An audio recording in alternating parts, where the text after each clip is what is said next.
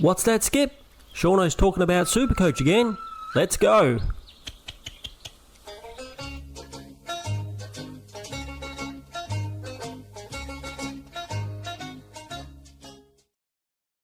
G'day everybody, it's Shauno again, and I'm back with some more Supercoach content. Today we're going to be doing our round 13 review, and as you can see from the thumbnail, we need more trades.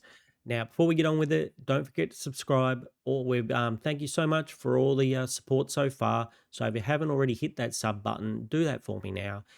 Like the video if you like the video, and leave me a comment down below letting me know how you did this week. One last thing, don't forget to join the Discord, and when we do our live videos on Thursday, you will pop your team up on screen if you like, and yeah, we can feature your team in that video. So to do that, yep, just join the Discord. So let's get on with it. As you can see, we've got a big green arrow. How do we go this week? How many places did we jump? 871 places. Not that exciting, to be honest. So a score of 1,847. Season rank, yep, up 871 places for a total of 60,605th position for the season. Still pretty average. 5 out of 7 league wins and we still got 3 trades left, it says there. So, yeah, not too bad. Now, as you know, we've given up on the season rank, but we are playing for leagues, and we did win our league match against one of the top teams in our league. I think he's ranked in the top 1,000 or so, and we did manage to knock him off. He had a bit of a bad week, which was kind of lucky for us, because if we had played him during the regular season and not during the buys, we probably would have really struggled to beat him. So we came up against him right at the right time. A little bit lucky, which is how it has to go to win your leagues. And so let's go in and have a look at the team. Now, I'm not too sure. I think we're going to I'm pretty happy that we won the league. So I'm not too disappointed at that. But I think it's time to bring back the Shauno rant.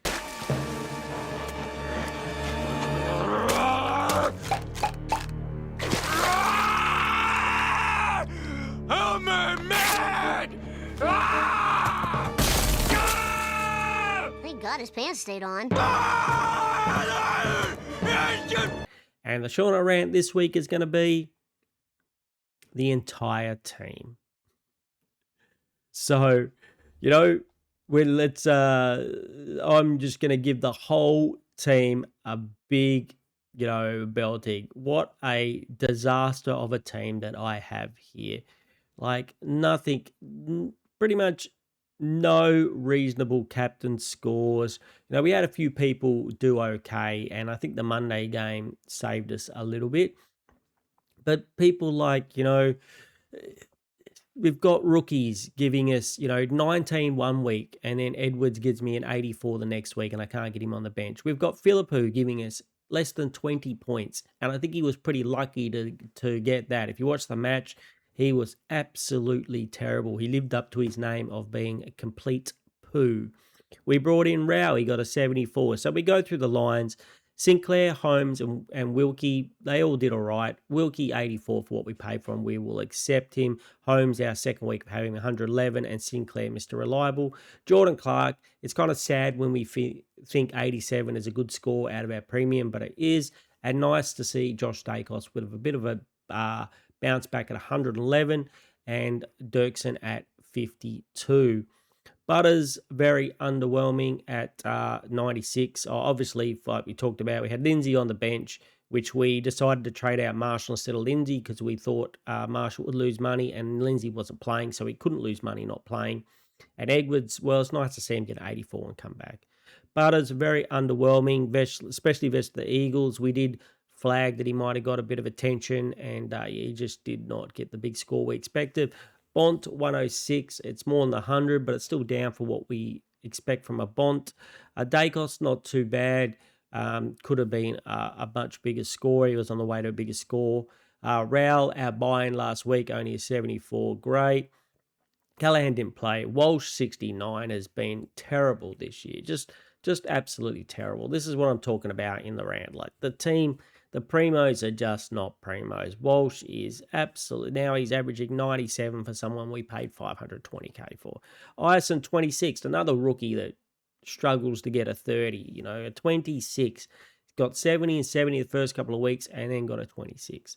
Like HK, Hall Kahan here, 72 looked kind of good. He had to go off with a smashed nose. I was all worried that he was like going to have a broken nose, but he came back on and kept on playing. So hopefully he holds his spot for a few more weeks. Then Rashenko, we had Anderson, who only got a 41, another rookie who's really tanked when it comes to his scoring. Hopefully Sharp comes back this week and we should get Rashenko back. Grundy, yes, we paid 680k for him and he's got us 290s and a managed and a sitting on the bench, which is great. And Gorn was on the way to get a huge score and he just didn't do it. And I checked the scaling, he was taken negative 18 points in scaling. Now, what the hell is going on there? Like, negative 18 points. So that's a 130 plus gone begging, which that was very, very annoying. Sheasel, 86, couldn't get 100. Petrarca, 72, couldn't get 100. Horn Francis, he's got another 119. I keep saying this, but he's actually been very good the last couple of weeks, and hopefully he can keep it up. Cozzy Pickett with a flat 100 could have been much bigger as well. I guess we'll take the 100 because it's a lot better than the 72. But it could have been a big 100, but just failed to get up there. Murdoch 54. Philippou, as we mentioned, what a hack this kid is. $1 million in a year. I think St. Kilda have wasted their money. He just doesn't look like he's going to be the player they thought he was going to be, especially not this season. Maybe in a couple of seasons, but this season, I wouldn't even be surprised if he gets dropped this week. He was absolutely terrible. Edwards, Banfield, I was worried about Banfield getting dropped. A lot of St. Kilda people out there were saying to me, nah, he's good, they like him, he's not going to get dropped, and he got dropped. So, they had players coming back in, and it's always the way. And I think Nas probably affected Philippou as well coming back in. And they've got other players coming in as well. So, like I said, I wouldn't even be surprised if Philippou is going to get dropped, but he is on my chopping block this week because he's going to lose a fortune.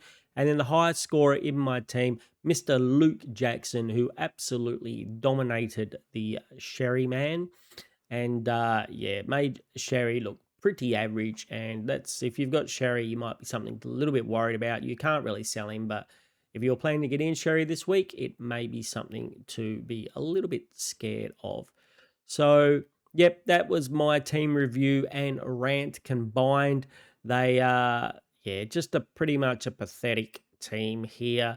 I'm going to, as you'll see once we do my trades here, there's almost no chance I get the full premium. We've got 9 trades left, and we're probably almost definitely going to do 3 trades this week.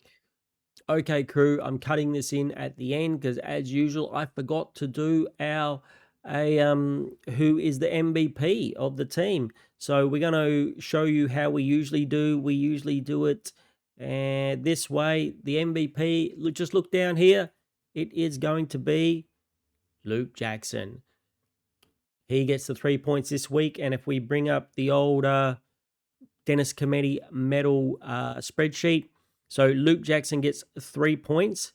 I gave Jason Horn-Francis 2 points, which is surprising. He's actually doing quite well now. And Sinclair, just for being so consistent, he gets 1 point. Now, Bond was running away with it, but now he's got a bit of competition. We've got Sinclair on 8 points coming for the Bont. And we've also got Luke Jackson on 8 points coming for the Bont. So, and I've only had Luke Jackson in my team since about round 5 or 6, I think I got him in. So, he really is making a charge. So, Bond better get a move on. Hopefully, he can get 3 points as my captain this week. Anyway, crew, thanks again, and let's move on. So, that's why I guess we'll get onto it and do our trade segment called You're Fired. This is the last straw, Griffin. You are fired. Fine. I'm not good enough for this place anyway.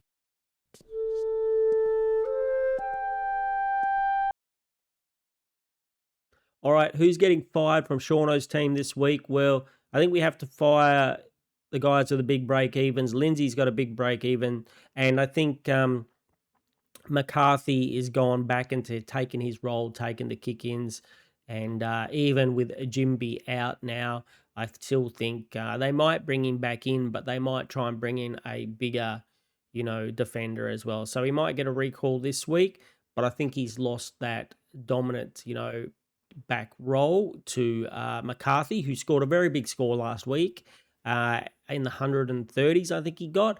And if you're watching the Centre Bounce guys, I did give them a little chat during one of their live streams saying, oh, I kind of like McCarthy.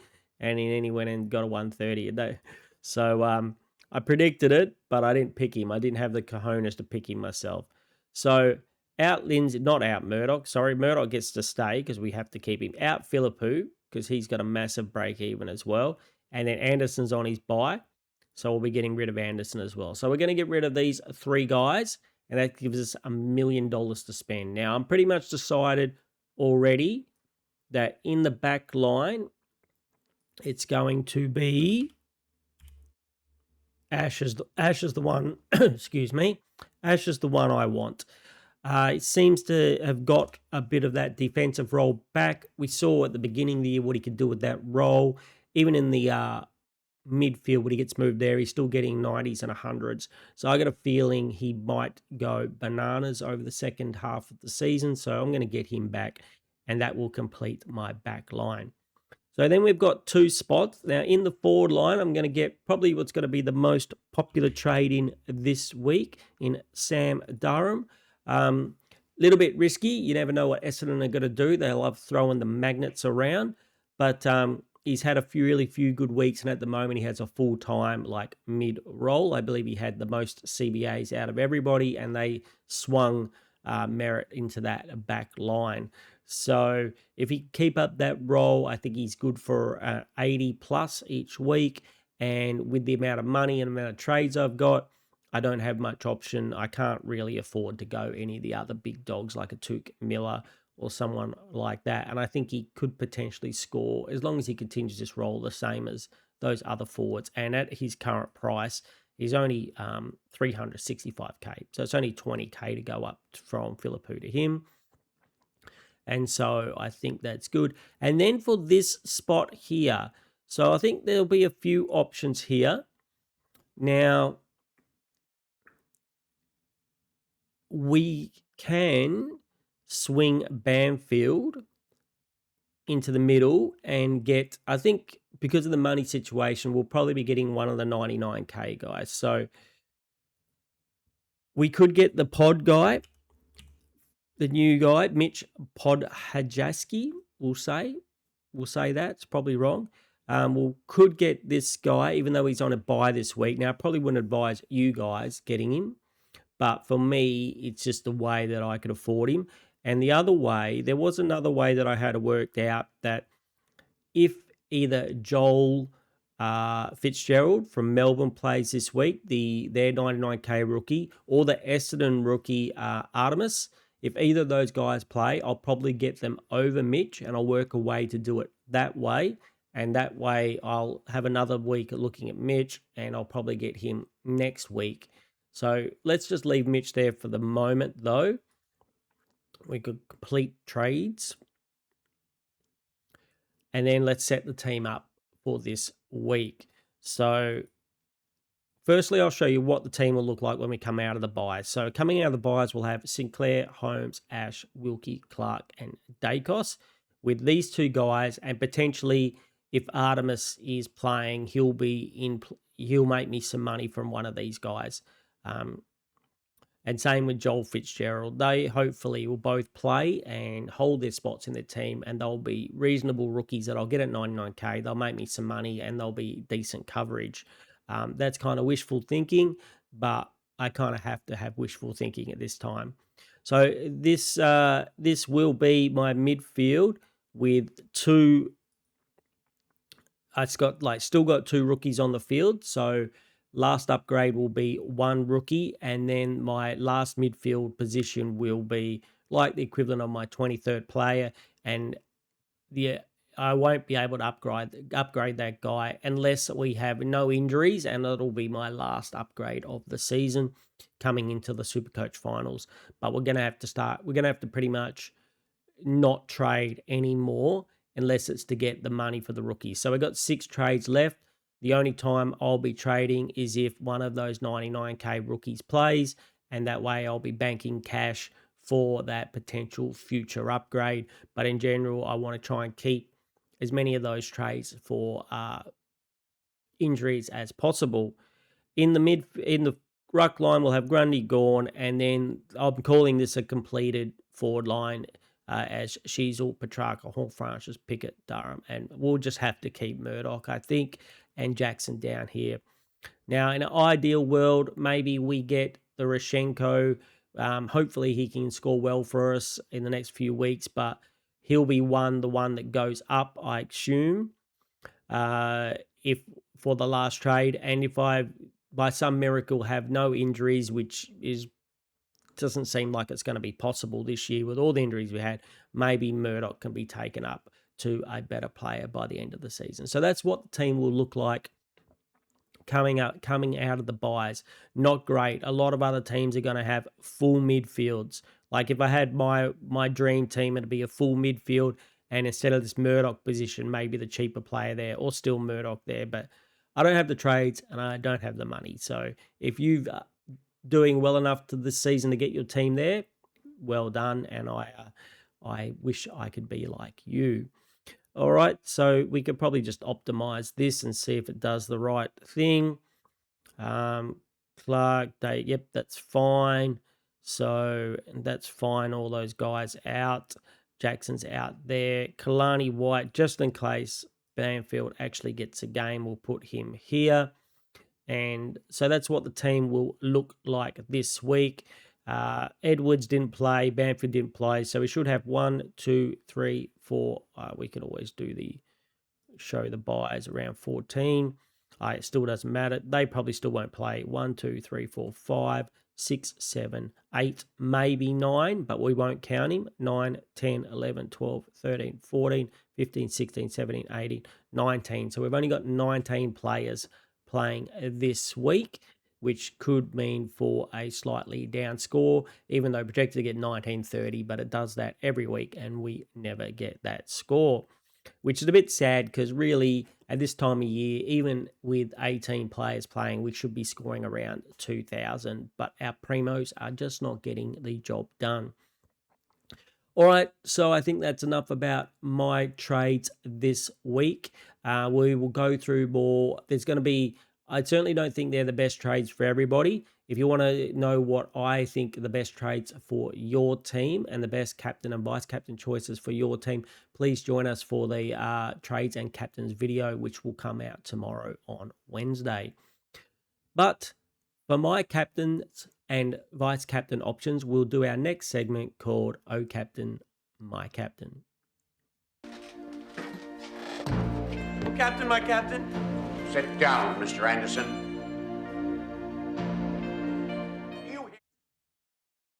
Okay, so I'm thinking for me, we will do the cheeky thing that we did this week. We will look at our opponent. We will go to game day.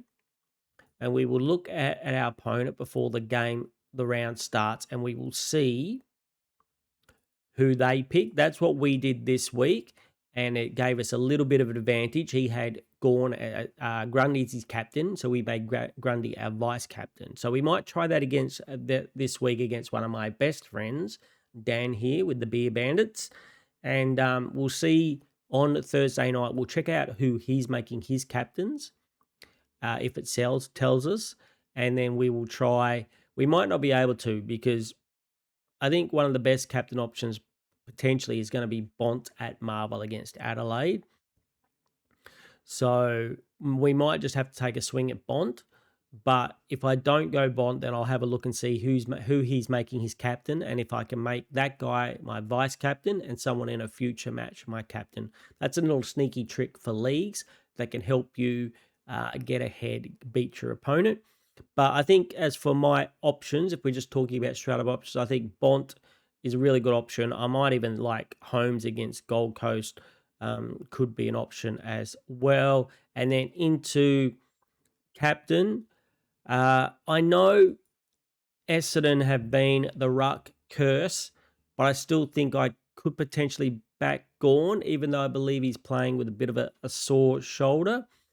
And I'm not too sure. I mean, maybe Grundy against Sweet, against Port Adelaide Sweet, but he hasn't lit the world on fire. And then you've got the playing West Coast. You've got North playing West Coast. So maybe Harry Sheasel is a option. Maybe he is an option, but he didn't have a great week this week. Maybe they send Hoff to him. You know, the Eagles have been a little bit more restrictive the last couple of weeks. So, yeah, I think it's a little bit tricky one. I think I will, though, have a look at the Vice in Bont. And then potentially even I could go, someone Sinclair's been very, very good and very consistent. I don't think if I'm going to try anyone, it's going to be one of the big rucks, Grundy, Gawn, Sinclair, or potentially even Holmes, I would think. Lockie Ash could be a sneaky pick as well, but I think I'm definitely not picking Butters against Sydney. So I think the vice captain, I really probably will take a swing at Bont. I have a feeling my opponent will do the same thing, and then we'll see what we can do. Bont has a very good history against Adelaide. If we have a look at his history, 141, 174, and 119 in his last three matches. It is at Marvel. We know he likes Marvel, so I think that could be my options. All right, crew, I don't have much more to go through today. I hope you guys all had a very good round. And don't forget to sub. Once again, thank you for all your support. Love you guys and girls out there. So please sub if you haven't already. Like the video and leave me a comment letting me know how you did this week. And don't forget to join the Discord. I'll leave a link down there in the comments down below. And yeah, besides that, I hope everyone has a really great day.